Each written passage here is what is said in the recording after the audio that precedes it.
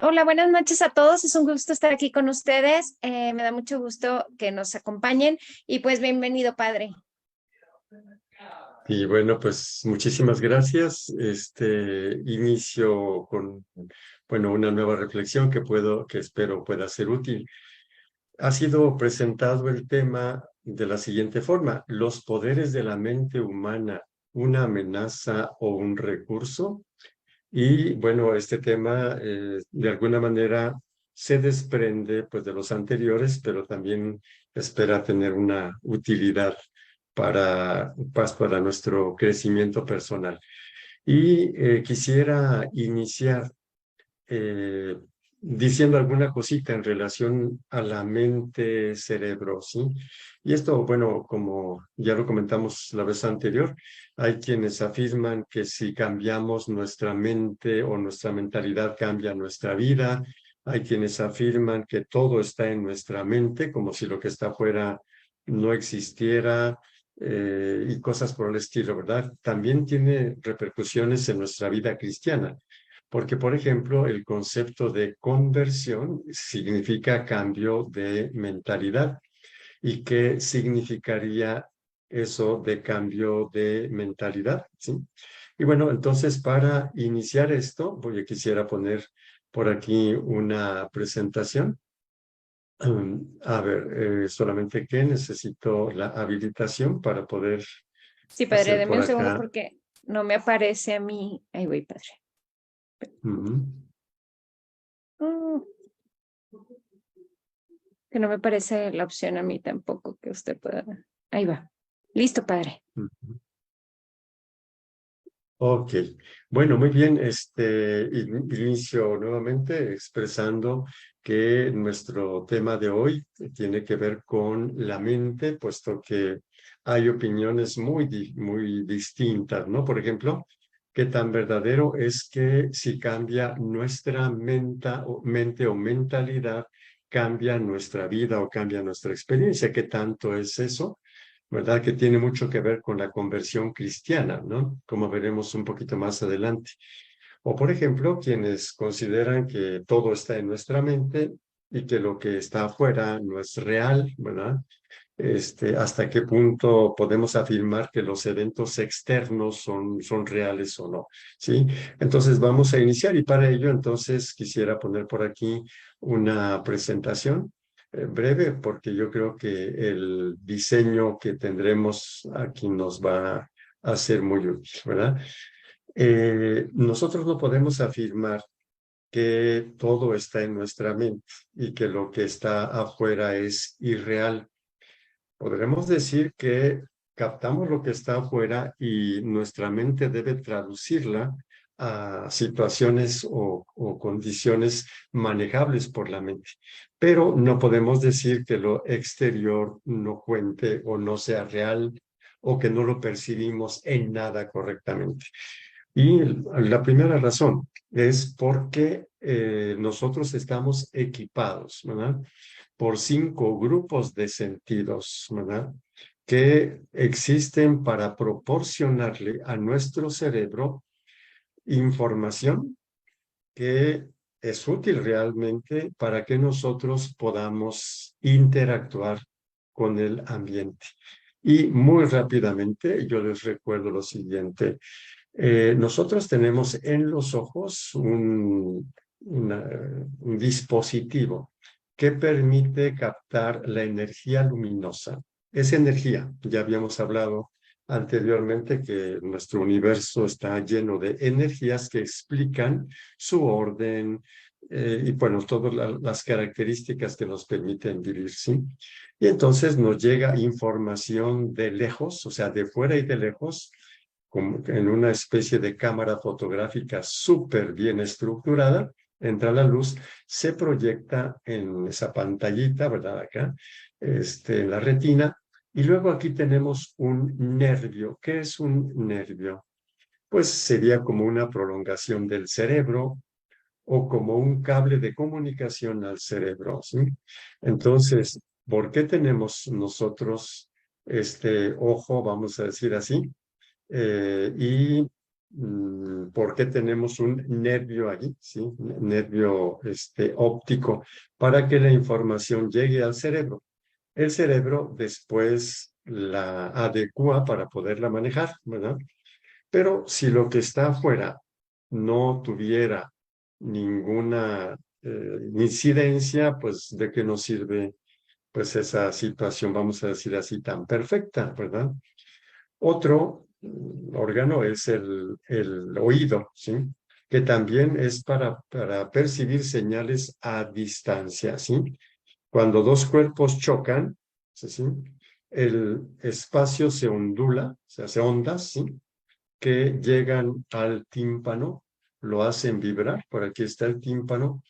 Esa vibración le afecta a unos huesecillos que están aquí y llegan a esta parte, y aquí está una prolongación del cerebro, entre comillas, el nervio auditivo. De nada nos serviría tener oídos y una estructura tan perfecta para, o sea, si lo que está afuera no existiera, ¿verdad? Y además tenemos aquí otros dos nervios. Tenemos lo que se conoce como nervio vestibular, ¿sí? Que detecta en qué posición está un líquido, que está por aquí en los canales semicirculares, y que dan la información de cuál es nuestra posición, si es vertical, horizontal, si estamos de cabeza o no. Y otro nervio que es el nervio facial. El olfato, igualmente, los cuerpos despiden moléculas químicas, ¿verdad? Que son captadas por la mucosa, ¿sí? Y aquí son captadas por el nervio olfativo, ¿sí? La terminación, vamos a decir así, cerebral, que interpreta esto, ¿verdad? Lo mismo con el gusto, ¿sí? Que aquí hay un nervio muy especial que se llama nervio glosonfaríngeo, ¿sí? O la piel, que está llena de terminaciones nerviosas. Entonces, nosotros diríamos, si lo que está afuera no existiera o no nos dijera nada, entonces los sentidos serían inservibles. Y ojo, que los sentidos están hechos de una manera súper perfecta, ¿no? Es una creación de Dios maravillosa. Sin embargo, nosotros cuando percibimos no nos basamos solo en los sentidos, ¿no? Si el cerebro no interpreta esos impactos en los sentidos, nosotros no percibimos nada. Es decir, existe la sensación, equivale a decir el impacto sobre el sentido, pero no percibimos si el cerebro no interpreta. Si, por ejemplo, uno está dormido y le abren el ojo recibe la luz, diríamos que existe sensación, pero no percepción. Es decir, la persona no da lo mismo que tenga el ojo abierto a que lo tenga cerrado. ¿Y qué es la percepción? Aquí tenemos nosotros del lado izquierdo una definición. La percepción es la sensación o conjunto de sensaciones completadas, corregidas e interpretadas por el sujeto con la ayuda de sus conocimientos. El cerebro primero tuvo que haber aprendido ciertas cosas para que con ese aprendizaje pueda interpretar las sensaciones. A veces las figuras son incompletas. Ahora no he traído ninguna figura así que nos permita ver las leyes de la percepción. Se conocen como leyes Gestalt, ¿sí? Pero bueno, vemos nosotros a veces, no sé, la sonrisa, que es solo un círculo, dos rayitas y una curva que haría como la parte de la boca, y vemos una sonrisa, aunque no haya ni nariz, ni cachetes, ni cejas, etcétera, ¿sí? Completamos todo, ¿sí? Aquí lo que quisiera subrayar es que la percepción es posible gracias a lo que el cerebro sabe. Hay una experiencia de hace más de 100 años de un oftalmólogo que operó a una persona que nació con catarata completa en los dos ojos, o sea, nació ciega, pero operable, y fue operada en la vida adulta. Cuando ya abrió los ojos después de la operación, entraba la luz a sus retinas, pero él no sabía qué era, o sea, pura luz, vamos a decir así, porque su cerebro no había aprendido a interpretar las sensaciones visuales. Las auditivas sí, las kinestésicas también, o las del tacto también, las del olfato, pero no las de la vista, las percepciones visuales. Entonces, podríamos decir que los procesos de percepción permiten entender y dar sentido a las sensaciones, es decir, el cerebro interpreta las señales. Y es aquí donde entra el tema de nuestra mente, ¿no? Más pobre es nuestra mente de aprendizajes, más pobre también es la percepción. Y bueno, será una cosita que iremos viendo poco a poquito. Yo quito la diapositiva y bueno, continúo. Entonces, después de haber visto que la percepción supone la combinación de los sentidos o sensaciones, la información que viene del exterior, ¿sí? El cerebro debe interpretar. Ahora hablemos del cerebro o de la mente, que es nuestro tema de hoy. Y para ello, una premisa, ¿sí? La vida humana es interacción, ¿sí? ¿Qué quiere decir interacción? Que nosotros, desde que fuimos concebidos, éramos una célula, estamos siempre en un ambiente. Cuando fuimos concebidos, el ambiente era el útero de nuestra madre. Cuando nacimos, después de 9 meses, o si fuimos 7 meses, pues después de 7 meses, o los que sean, ¿sí? Nosotros necesitamos respirar, alimentarnos, sentir, ser protegidos. Entonces, nosotros nunca hemos estado sin interactuar con un ambiente.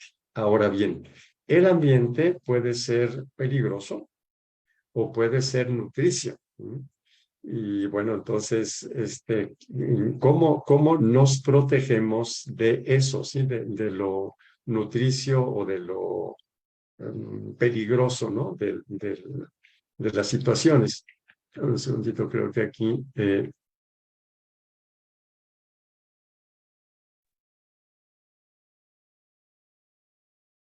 Todo bien, padre.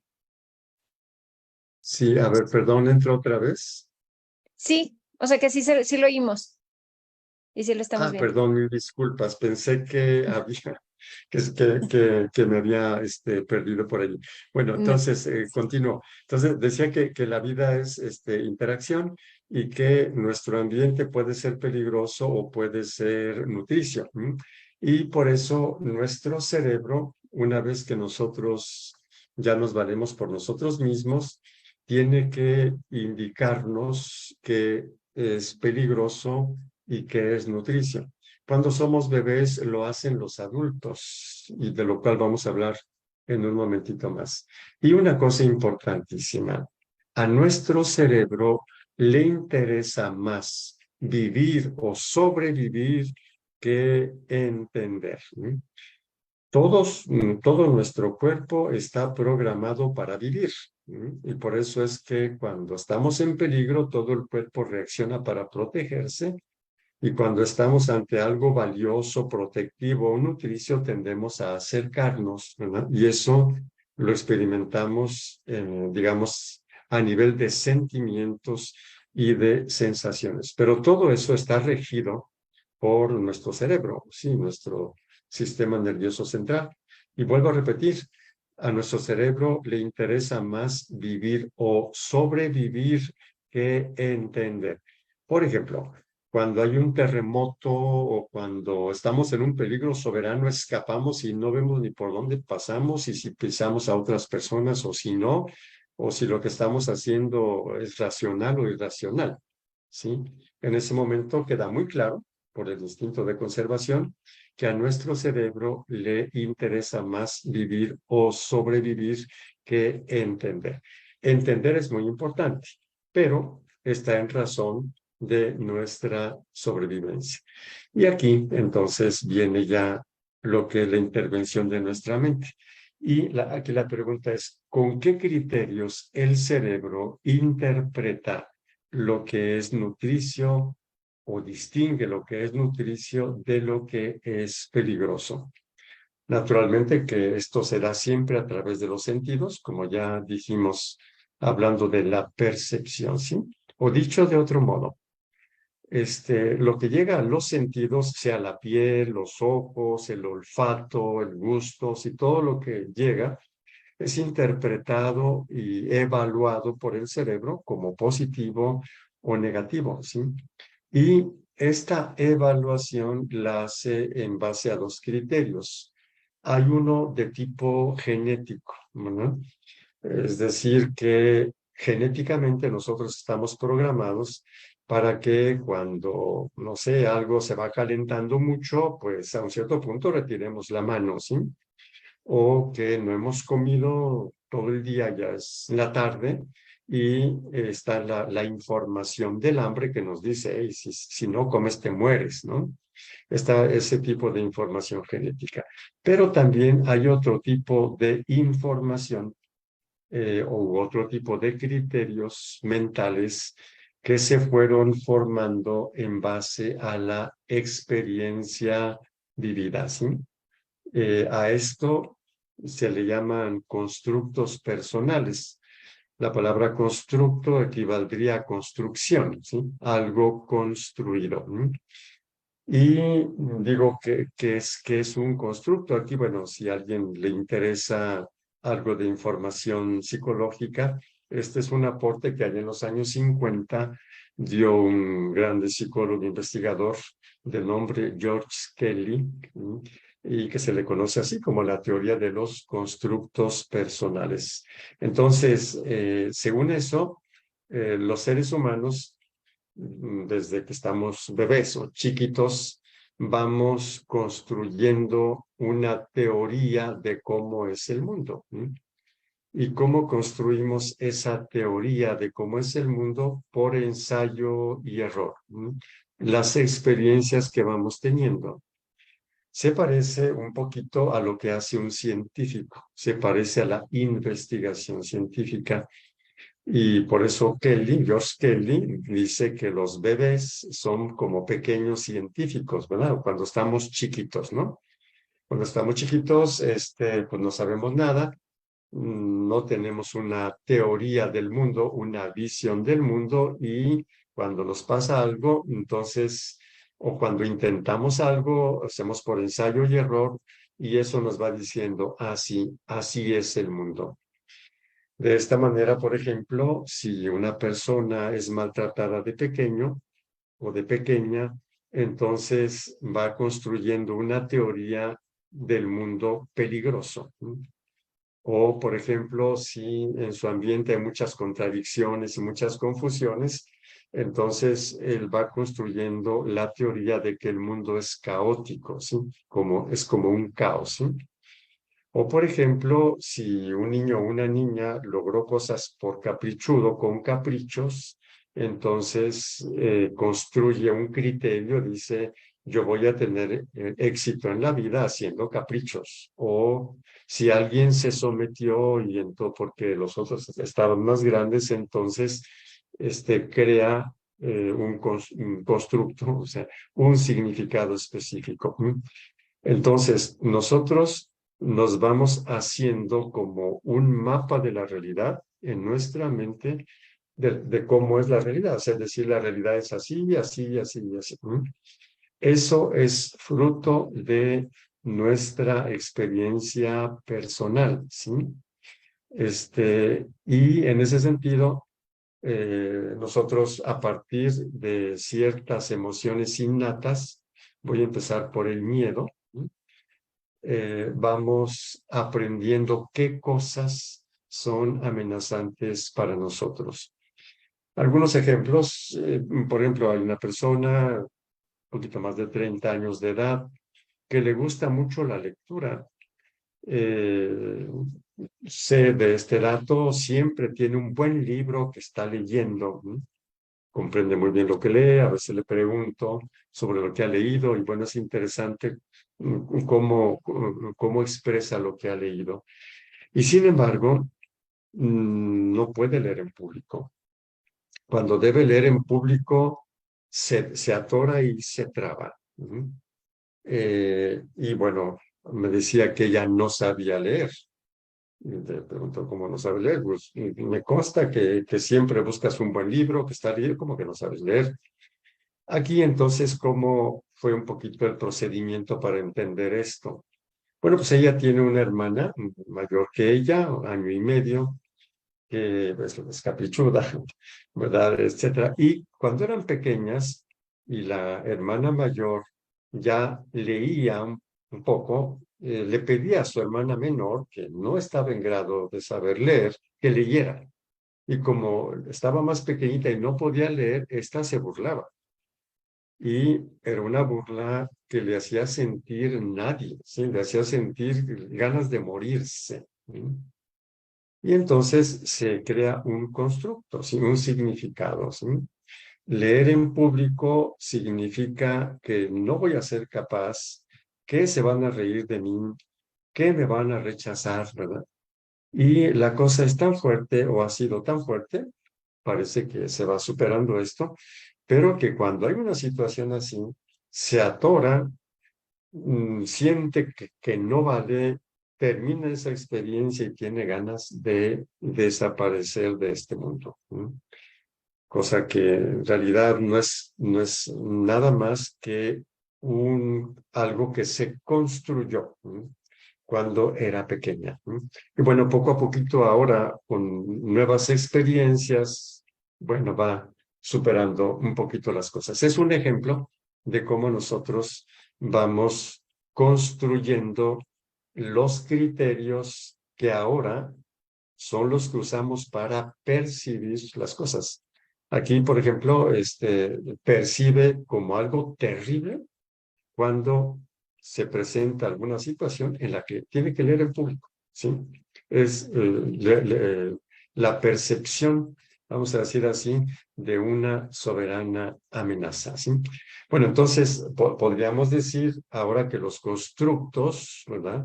Son significados que fuimos aprendiendo por experiencia y que nos afectan fuertemente en términos fisiológicos y en términos emocionales. Ya sabemos que las emociones modifican nuestro cuerpo. Por eso es por lo que, por ejemplo, en este caso, la persona se bloquea porque físicamente está aterrorizada, prácticamente en una situación que para otras personas, bueno, pues total, yo leo más o menos, yo sé leer, me equivoqué tantito, pues le corrijo y le sigo, ¿verdad? Sin que eso sea percibido como una tremenda amenaza.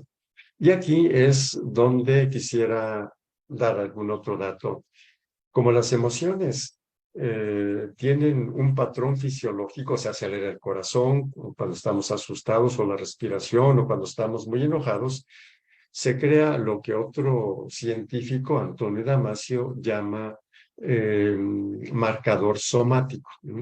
Entonces, regresando al ejemplo de la lectura, ¿sí? Cuando, por ejemplo, están en grupo, dice, ahora vamos a leer cada quien un párrafo y le va a tocar a esta persona, entra en pánico, es decir, todo su cuerpo se modifica y le genera miedo, ¿sí?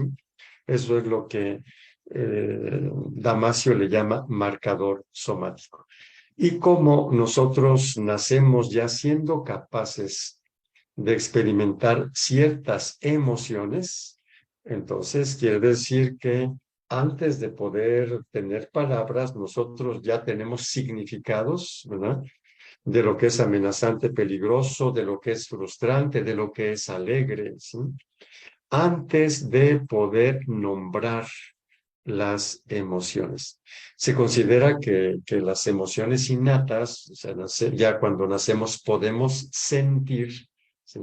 Serían el miedo, por ejemplo, la tristeza, podemos decir, la ira, el asco, la sorpresa y la alegría. Todas estas emociones se pueden entender a la luz de la necesidad de vivir. El miedo, por ejemplo, es para protegernos de una amenaza. La tristeza, efecto de una pérdida. La ira, el resultado de una frustración. El asco, ¿sí? Es una medida protectiva para expulsar aquello que puede envenenarnos. La sorpresa es el prepararnos para algo inesperado. Y la alegría la constatación de haber recibido algo muy valioso.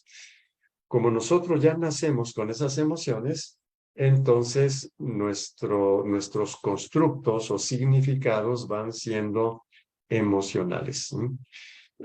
Y bueno, aquí podríamos decir que nuestro cerebro, al darle significados construidos por la experiencia, ¿sí?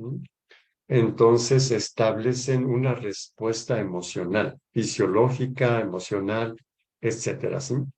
Entonces, así es como se va formando nuestra mente o mentalidad.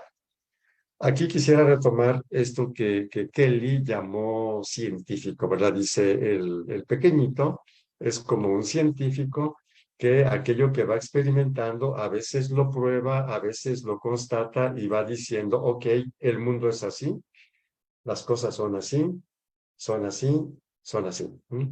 Y eso se convierte en corolarios. ¿Qué es un corolario? Una afirmación que ya no necesita demostración, aunque sí necesite demostración, ¿verdad? O verificación. Cuando uno cree que algo ya es así, y no necesita demostración, se le llama corolario o creencia. Y aquí es donde ya empiezan un poquito las consecuencias de los poderes mentales o la capacidad mental, ¿sí? De encerrarnos en ciertos miedos o ciertas situaciones limitantes, vamos a decir así. Porque nosotros podríamos seguir siendo como niños en este aspecto, ¿verdad? De ser científicos o investigadores. Es decir, podemos seguir abiertos a seguir verificando, comprobando si aquello que nosotros aprendimos es así o no es así. Y aquí es donde ya empezamos a diferenciarnos los seres humanos. Hay algunos seres humanos que, bueno, como todos, de pequeño le pasó esto, experimentó esto, probó esto, no le salió y va haciendo sus propios, va creando sus propios constructos o creencias, su visión del mundo, y a un cierto punto ya deja de ser investigador, deja de verificar sus creencias y se queda aferrado a ellas, ¿no? Y bueno, pues son personas que tienen a veces algún tipo de problemas, a veces no tanto, a veces solamente rigidez o cosas por el estilo. Y aquí quisiera poner un ejemplo también en base a un caso, ¿verdad?, de trastorno obsesivo compulsivo de una persona que está trabajando mucho sobre este puntito tiene este TOC, trastorno obsesivo compulsivo. Todavía, bueno, tiene que hacer caminito, ¿verdad? Pero creo que es ilustrativo esto. Y para ello voy a poner aquí entonces una diapositiva también que nos ayude a tener mayor claridad. Nosotros tenemos nuestro cerebro que es muy rico, muy amplio, ¿verdad? Aquí tenemos un diseño. Aquí en las partes límbicas del cerebro, que son más primitivas comparadas con la corteza cerebral y en particular con las zonas prefrontales. Estas zonas son las más evolucionadas, las más humanas. Nosotros compartimos esta parte de aquí con los reptiles, se le conoce también como cerebro reptílico, y esta parte de acá con los mamíferos se le conoce como cerebro límbico. Y esta parte nos permite también sentir, etcétera. Aquí hay una partecita que se llama amígdala, es la amígdala cerebral y sus entornos, ¿verdad? Y vemos rápidamente cuál es la función de la amígdala, ¿sí?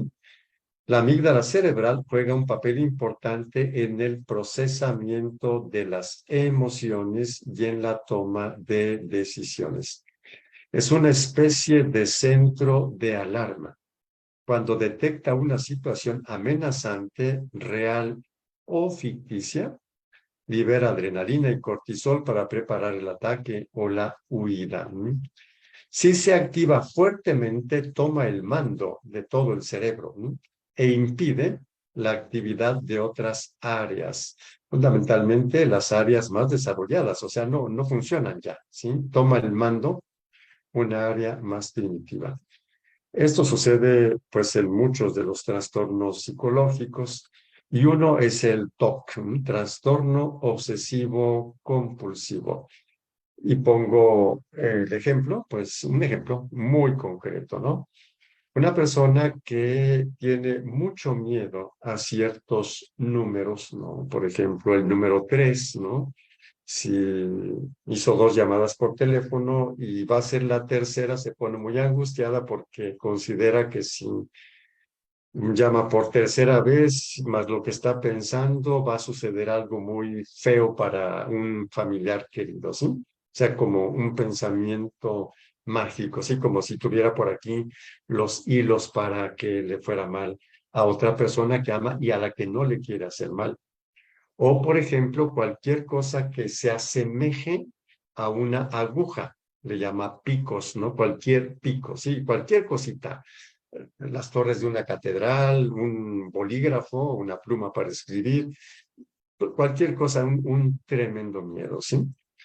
Y eso se debe, lo reconoce muy bien, porque durante su adolescencia vivió en un pueblito en lo que casi no había nada más que estar hablando ahí entre amigas, y con frecuencia las conversaciones iban por allí, ¿no? La brujería, y que si en una almohadita o en un monito tú le picas con agujas, entonces le pasa no sé qué a otra persona.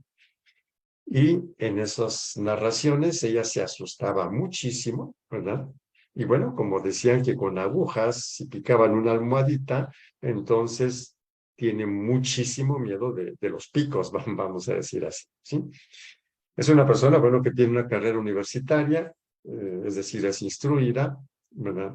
Y en el diálogo con ella le he cuestionado muchas veces lo irracional de esto, ¿verdad? El hecho de decir, usted cree que tiene un poder tan grande que solamente con pensar en el número 3 usted perjudica a distancia. Piense un poquito, pues no, claro que no. Pero cuando aparece un pico, cuando cierra algo, cuando el número 3 o lo que sea, entra en pánico. Y ella ya sabe que eso es irracional, pero el miedo gana. Y entonces, digamos que el trastorno obsesivo compulsivo, aunque disminuido, sin embargo, sigue presente y la cosa queda muy clara. ¿Cuál es esa? Entonces, cuando era adolescente y platicaban esas cosas tan terribles, ¿verdad? Entonces se activaba enormemente la amígdala cerebral y digamos que se hizo una serie de asociaciones en el cerebro, ¿sí? O sea, percibir un pico equivale a una aguja que pica, etcétera. O sea, le viene todo eso y el miedo es tal, ¿sí? Que ya no piensa, ¿sí? Es decir, la amígdala toma el mando y el resto del cerebro está sin funcionar mientras permanece ese miedo. Y repetimos lo que decía al principio, al cerebro le interesa más sobrevivir que pensar o que razonar, ¿no? Y aquí esto es muy claro. También los ataques de pánico tienen la misma estructura, ¿no? Las fobias igualmente tienen la misma estructura. Aquí, ¿dónde está el problema? El problema está en el constructo, ¿sí? Es decir, en el aprendizaje de la persona que le coloca en esa situación, ¿sí? Digamos, no racional. Bueno, he quitado por aquí la diapositiva, ¿sí? Entonces, y de aquí es donde brota lo que se conoce como pensamiento supersticioso, ¿sí? ¿Qué es una superstición? Es una creencia o práctica irracional asociada a eventos mágicos o a reglas mágicas. Y esto puede tener contenidos de cualquier tipo, contenidos religiosos, por ejemplo, o contenidos matemáticos, números, por ejemplo, sí, o lugares o situaciones, ¿verdad? Entonces, la superstición es una creencia, ¿verdad? Sin que existan argumentos reales u objetivos. El caso que he presentado del trastorno obsesivo compulsivo me parece que es muy claro. Y aquí la pregunta sería, ¿y cuál es, no sé, la mejor forma de superar este llamado pensamiento supersticioso, o si se quiere, constructos o significados aprendidos, ¿verdad? Por asociación en la infancia, ¿verdad? La mejor forma es desarrollar lo que se conoce como pensamiento crítico, ¿sí? O actitud crítica, ¿sí? Es decir, poder o tener la capacidad y la voluntad de ir a verificar o a comprobar con los datos que tenemos al alcance de la mano, o de usar la razón y usar la lógica, ¿sí? Porque esa es la única forma para desmontar eso.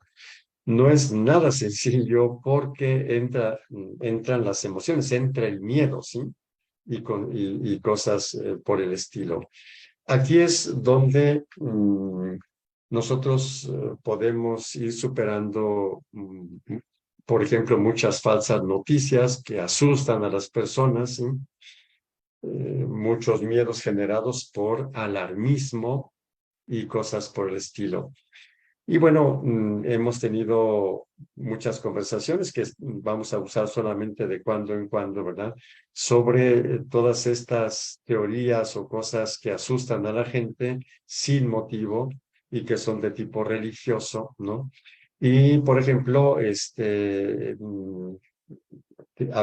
escuchado, he visto testimonios de personas que tuvieron contacto con la nueva era, como lo fue el padre de Berlán también, pero otras personas que están perdidas y buscan, y con una mentalidad desprovista de recursos, entonces aceptan lo que sea, luego se arrepienten y cosas por el estilo.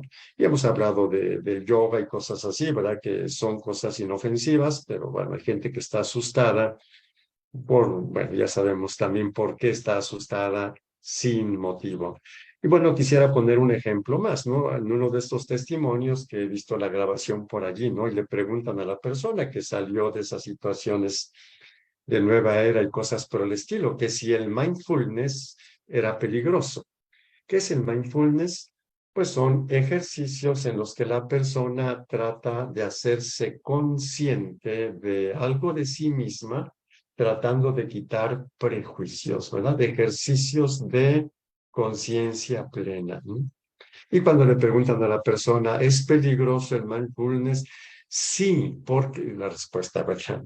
Es sí, porque se corre el riesgo de tener una conciencia adormecida. Y luego lo hila con otras cosas, que si el budismo y que no sé qué, por el riesgo de tener una conciencia adormecida. ¿Quién es quien ve ese riesgo? Una persona normal que es responsable con su vida y que hace 10 minutos o media hora, ¿sí? De situación pasiva para hacerse más consciente de sí misma y que luego tiene que ir a trabajar, luego tiene que afrontar los problemas de la familia, tiene que comer, tiene que... ¿Ustedes creen que se va a quedar adormecida?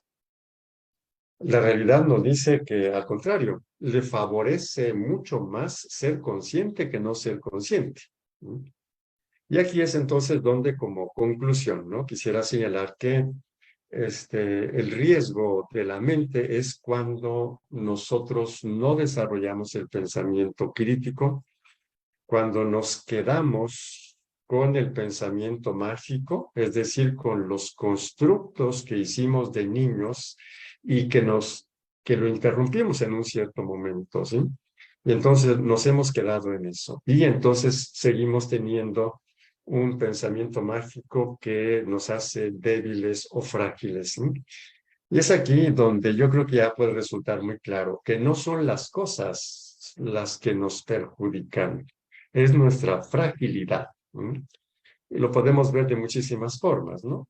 Por ejemplo, hay gente que se ha comido un cóctel de camarones y se murió porque era alérgica a los camarones. Se murió la persona, de hecho. Y entonces uno que dice, los camarones son peligrosos para todo mundo. Ya nadie tiene que comer camarones, ¿sí? U otro tipo de alimentos, o un medicamento al que se es alérgico, por ejemplo. Cuando estaba de moda la penicilina, ¿sí? Si se era alérgico a la penicilina, cuidado, ¿sí? Entonces, realmente son las cosas las que en sí mismas tienen un poder de no sé qué cosa, o es nuestra fragilidad personal y nuestra fragilidad mental, ¿sí? La que explica esto. En ese sentido, pues conviene que no perdamos esa infancia espiritual, ¿verdad? Cuando Jesús dice, si no se hacen como niños, ¿verdad? Creo que algo tiene que ver con esto, ¿sí? Es decir, si no regresamos a la humildad de saber que lo que aprendimos no lo es todo, ni es algo definitivo, y que conviene estar abiertos a seguir aprendiendo, ¿m? Vamos a irnos dando cuenta poco a poquito de que lo que antes nos ponía confusos y lo que sea ya no. ¿M? No cualquier cosa nos confunde. Hay gente que se confunde, ¿no? Y es aquí donde, bueno, estamos como un inicio, ¿verdad? No sé también cuáles sean las reacciones que vengan, las preguntas que suscite esto, ¿sí? Pero aquí una de las cosas más importantes y que además seguramente la siguiente vez o alguna de las siguientes veces vamos a ver esto mismo, pero ya en clave de desarrollo espiritual. Y es donde no conviene llegar a conclusiones fijas y renunciar a seguir creciendo y aprendiendo. Nos lo dicen los santos, lo dice el Evangelio, ¿no? Dice, por ejemplo, San Juan de la Cruz, ¿no? Dice, no, cuando una persona no solo se convierte, es decir, ya dejé yo las prácticas de no sé qué y me encontré con Jesucristo, fabuloso.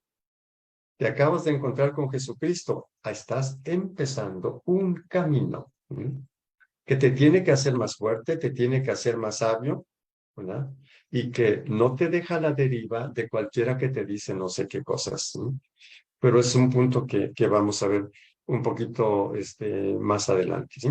Entonces, la mente, ciertos ejercicios son peligrosos, amenazantes, si la persona no tiene recursos mentales, si no es capaz de ir a comprobar las cosas, si no ha desarrollado más pensamiento crítico, claro que es peligrosísimo, ¿no? Mas no el hecho, sino la persona no sabe qué hacer con este hecho, ¿sí? Por eso no es lo mismo el que una persona esté instruida, busque a una que no lo hace, simple y sencillamente repite, ¿no? ¿Sí? Bueno, entonces, el día de hoy aquí me detengo, yo espero, veo si hay reacciones o no, y nos ayudará mucho pues para continuar con nuestras reflexiones, ¿verdad? Sí, padre. Tenemos un comentario de Ivette, unas preguntas, dice, ¿se pueden desaprender esas conductas de miedo que sobreactivan la amígdala? ¿Cómo? ¿Basta el pensamiento crítico y la lógica? Ok, entonces, voy a partir del verbo desaprender, ¿sí? Entonces, diría que cuando nosotros aprendemos algo que es mejor que esto ya no nos sirve. En ese sentido, podríamos decir desaprender, o sea, la forma de desaprender es aprender, ¿sí? Entonces, ya lo dejo por ahí. O reestructurar. Yo mencioné a George Kelly, ¿no? Y pues él presenta una serie de características de los constructos o creencias, y una de ellas es la reestructuración. Es decir, yo aprendí alguna cosa así y a lo mejor hay otros datos que me la reformulan, ¿sí? Entonces, eso, pero la respuesta a la pregunta, que si se puede desaprender, yo diría que solo si aprendemos. O sea, entonces, por eso decía, si nosotros seguimos abiertos a seguir aprendiendo por la experiencia, ¿sí? Entonces va a suceder eso. Lo mismo que sucede con las ciencias, ¿sí? O sea, las ciencias no son dogmas. O sea, esto es científico, momento, sí es científico hasta este momento, pero el científico está abierto a las verificaciones de esto y probables modificaciones y probables cambios, vamos a decir así, de teoría, ¿verdad? Entonces sería eso. Si nosotros desarrollamos pensamiento crítico, lo que ya nos sirva, ya va a desaparecer, ¿verdad? Ujú. Gracias, padre. Y Beth también dice, las personas que generan o promueven teorías de conspiración, ¿estarían en esta categoría o en cuál? Sí, a ver, dentro de lo que hice o las conferencias, ¿no? Que se acuerdan que iba señalando lo que iban diciendo dos conferencistas, ¿no? Entonces uno de ellos, que era Jaime Duarte, que decía que iba a hablar sobre nueva era y citaba el documento Jesucristo portador del agua de la vida. Bueno, al ver los contenidos, pues ese documento no lo cita, no lo usa para nada. Usa dos libros que son de la teoría de la conspiración, ¿sí? ¿Cuál es la intención de los autores de esos dos libros? No lo sé. No sé si es vender muchos libros o no sé, pero de veras son teorías, pues, ya fuimos haciendo ver la inconsistencia de eso, ¿sí? Entonces, no sé cuál sería la intención de cada teórico de la conspiración, ¿verdad? Lo que en cambio sí diría es que conviene que nosotros ejerzamos el pensamiento crítico ante teorías de ese tipo, ¿verdad? Pero ¿qué los mueve? No lo sé. Algunos repiten la teoría, o sea, leen el libro o escuchan una conferencia y la van y la repiten y la repiten. Ahí diría que es como por miedo. Es decir, creyeron en eso, se asustan y lo van repitiendo, ¿verdad? Gracias, padre. Lupita Sagús dice, padre, y cuando las farmacéuticas hacen pruebas de medicamentos placebo y hacen creer que esa medicina las curará y realmente se curan, ahí es cuando decimos que la mente es poderosa o cuando somatizamos una enfermedad, ahí qué sucede con la mente. Sí, igualmente. Seguramente tocaremos el tema más adelante, pero sí, a ver cómo podríamos decir, nuestro cerebro está diseñado para gobernar el cuerpo, al mismo tiempo que para escuchar el cuerpo. Es una cuestión cíclica, ¿sí? Para gobernar el cuerpo. Y lo gobierna, como decía durante la plática, para sobrevivir. O sea, su principio es, estoy viendo que no se me muera, o sea, que es uno mismo. Y para ello modifica el patrón fisiológico. Ahora, y lo decía muy rápidamente en la plática, la percepción de una amenaza puede ser real, la amenaza, o puede ser ficticia, o sea, puede no ser real. Pero si el cerebro detecta una amenaza, aunque sea falsa, modifica el cuerpo, ¿verdad? Y ese es uno de los grandes poderes de la mente. Y ese también es uno de los grandes dramas, porque personas que, como teorías de la conspiración o ciertos conferencistas o ciertas homilías sacerdotales, demoníacas y no sé cuántas cosas, ¿verdad? Y la persona está sin recursos suficientemente críticos de conocimiento del evangelio, del magisterio de la iglesia, etcétera, ¿sí? Entonces, claro que le afecta. Y la curación también va por allí, ¿sí? Es decir, hay muchas situaciones que empiezan por la sensación, ¿verdad? Y después se enferma la persona, ¿sí? O desaparece la sensación. Y aquí diría que no solamente el medicamento placebo la creencia, ¿no? De que algo me va a sanar y me sano.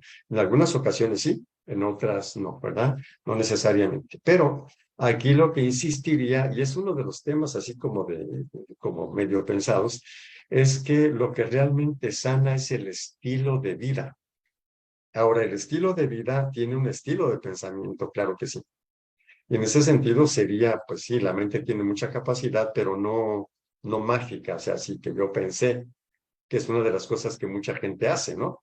Que después de haber conocido un poquito cómo funciona la salud y la enfermedad muy facilonamente. Dice, basta con que tú creas, y hay gente que hace eso y no funciona nada, ¿no?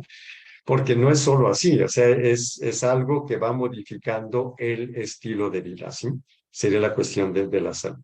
Pero sí, diría que sí es una de los poderes mentales, entre comillas, ¿verdad? Sí, sí. Muchas Ujú. gracias, padre. Marichuy Herrera dice, muchísimas gracias, padre Octavio, por tantas enseñanzas para nuestra superación. Buenas noches. Gracias, buenas noches. Esos son todos los comentarios que tenemos hasta ahorita en Facebook. Recibimos en la semana algunos comentarios en YouTube. Alguien llamado Eugenia Pacheco 4605, hablando sobre la plática de la semana pasada, dice, estas actividades no están aprobadas, hablando de la nueva era, por la Iglesia Católica. Son prácticas que atentan contra el primer mandamiento, ya que estas son prácticas de religiones o creencias orientales. Por lo tanto, se peca con la idolatría. Me preocupa si este señor es un sacerdote porque confunde y lleva a muchas almas a pecar e insta a abrir puertas al enemigo. Por eso no acaba, por eso no acaba con el hecho de dejar de practicar.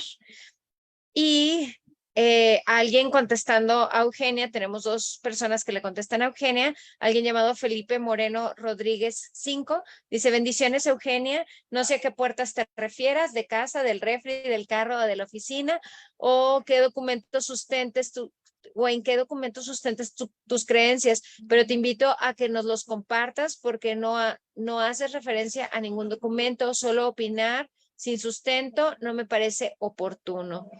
Y Luis Cervantes 2390 dice, buen día Eugenia, ¿a qué actividades se refiere al decir que no están aprobadas por la Iglesia Católica y cuáles son los fundamentos de esta aseveración?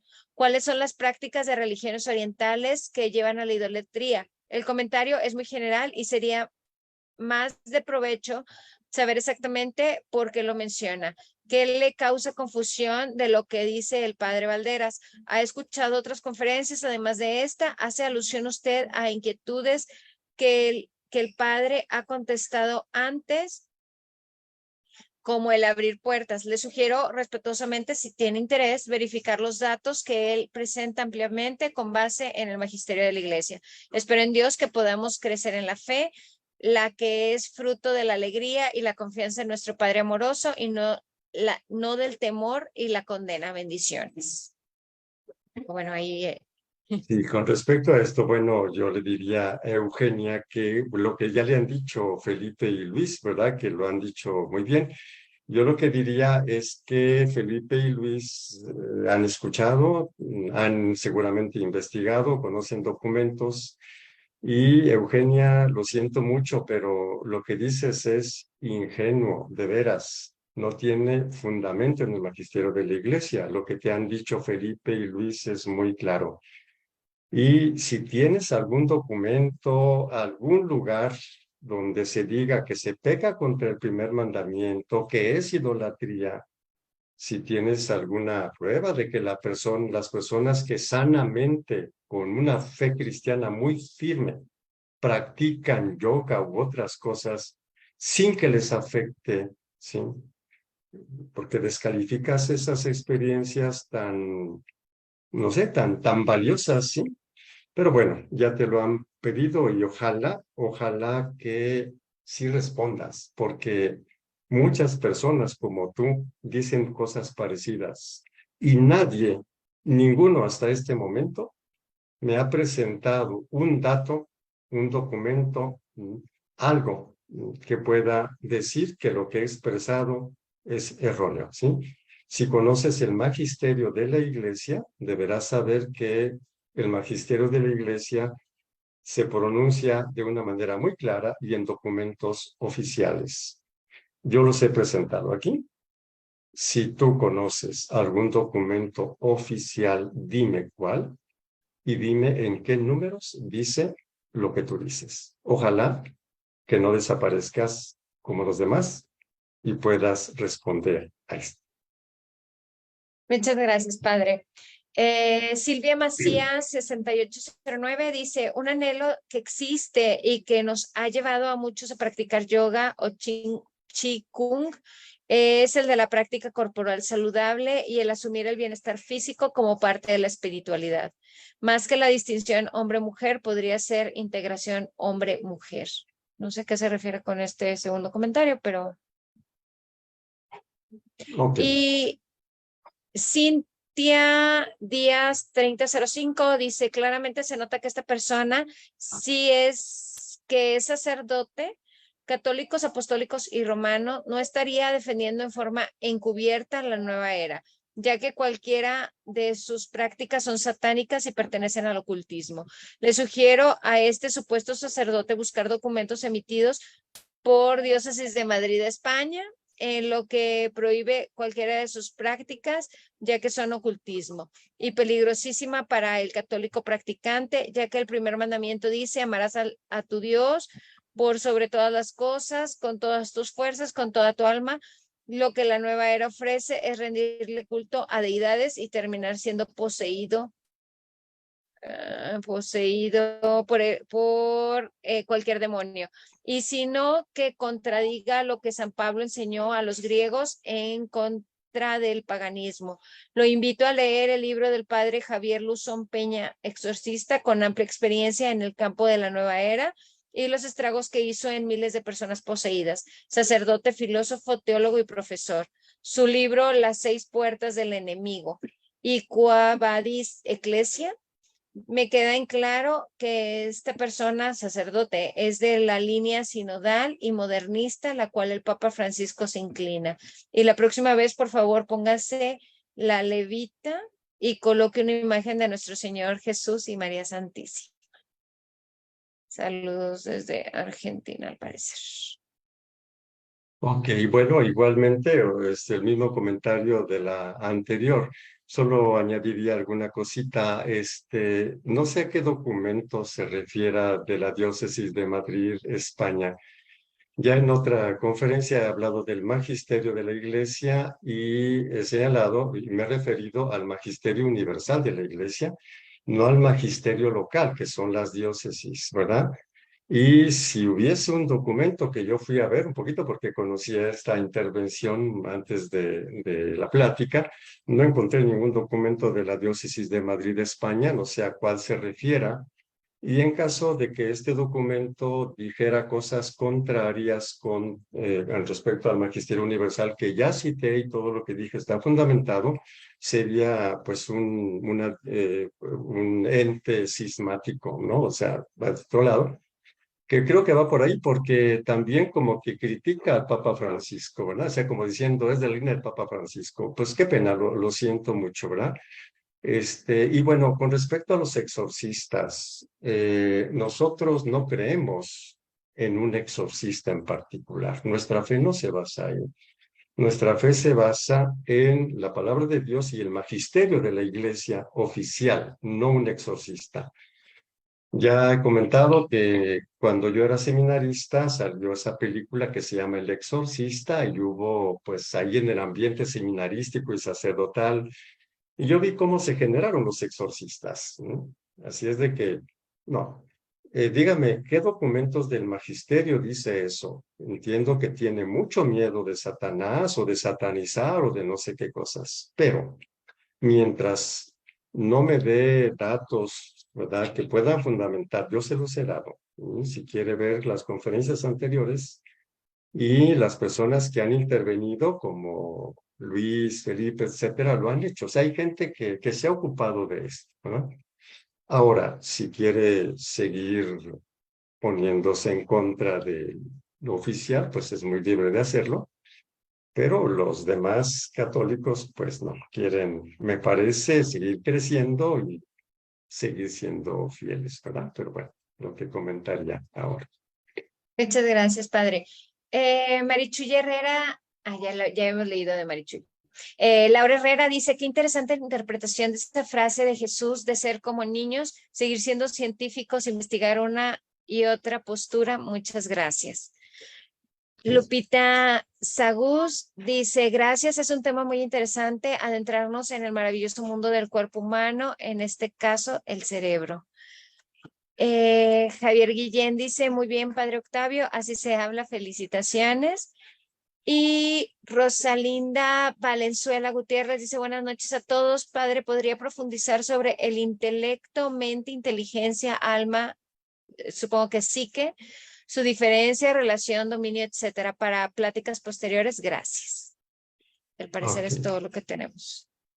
Sí, muchísimas gracias. Yo apunto esto, verdaderamente, inteligencia, psique, clarificar estos términos y sus relaciones con mucho gusto. Pues muy bien, pues muchísimas gracias. Seguimos adelante y nos veremos Dios mediante, ¿verdad? Más Muchas adelante. gracias a todos. Gracias. Que pasen buenas noches. Muchas gracias, Padre.